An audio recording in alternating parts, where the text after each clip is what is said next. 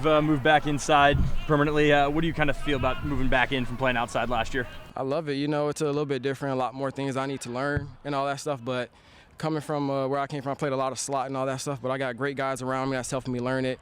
Renard's still out here helping me learn it. Travell, everybody's in my ear teaching me the ins and outs of the inside. But I love it so far.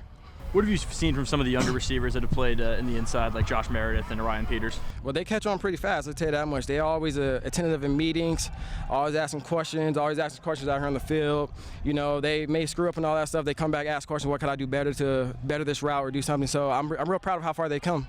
Do you feel that this is maybe the toughest secondary you've had to play against in fall camp over the last few years? Oh, by far. I mean, we came from a lot of guys like Marcus Strong, Sean Harper, Darren Moten, all those guys. But these guys out here, you can't knock them down easily. But, you know, it's only going to get us better at the end of the day. So I love the competition. I love the jibber-jabber. I love all that stuff because, you know, coming from where I come from, you know, it's a lot of that.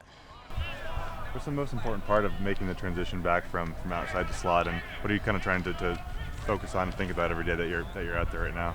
I have to say recognizing coverages and all that stuff because there's a lot more things in the slot that you have to know. Like certain coverages, you have to run a certain route at a certain depth, and Coach Stutz is real strict on running routes to a certain amount of depth and through the under coverage and all that stuff. So paying attention to those kind of things is very important in this offense. What's it like to have so much competition at really 3 or 4 receiver spots? The last couple of years, it seemed like you would come into camp and kind of knew who had which spots, but it seems like right now there's 3 spots up for grabs at least. Yeah, it's a lot of spots up for grabs. It's a lot of guys that need to compete and all that stuff. So, like I said, these DBs bring out the best of us. So, you know, we all come out here and compete, do our best. You know, everybody has a good day. Everybody has a day they need to get better at. So we just go upstairs, watch film, and get better at that.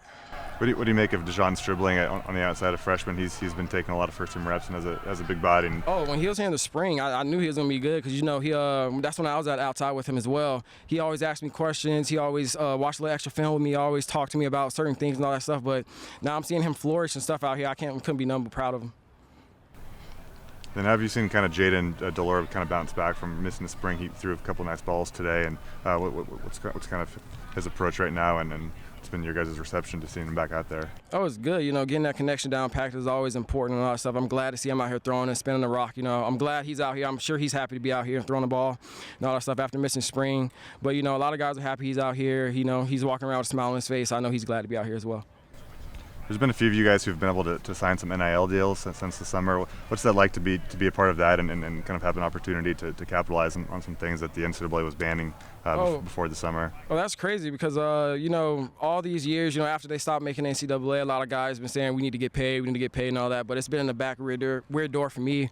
But, you know, having an opportunity to be able to do all this stuff is very, very cool, you know, to capitalize on a little extra money and capitalize on exposure and all that stuff for the team as well. So, you know, it's just a really good opportunity for everybody on the team. How have you handled that personally as far as kind of deciding what you want to involve yourself in, what you don't want to involve in, and who's kind of been mentoring you through that process, I guess? I have a family friend that's my marketing agent. He helps me out with a lot of stuff. I don't really reach out to people and all that stuff, so people go through him and all that stuff so I can just stay focused on fall camp and all that stuff. So if something pops up, he's like, yo, can we hop on a call this week and discuss some things? But as far as that, you know, I'm not too indulged in it. Like, I'm not, oh, I need to get this sponsor, I need to get that. I'm not too into that and all that stuff because I'm just focused on football right now and getting into the season healthy and all that stuff. So I'm just going with the win with that. What's the story behind the hot dog shorts you got there? Well, if you haven't noticed, I always wear compression shorts that's like all kinds of designs and all that stuff, you know, just under my shorts and all that stuff, just to keep me sane and keep me mellow and all that stuff. Keeps me focused and stuff, I guess.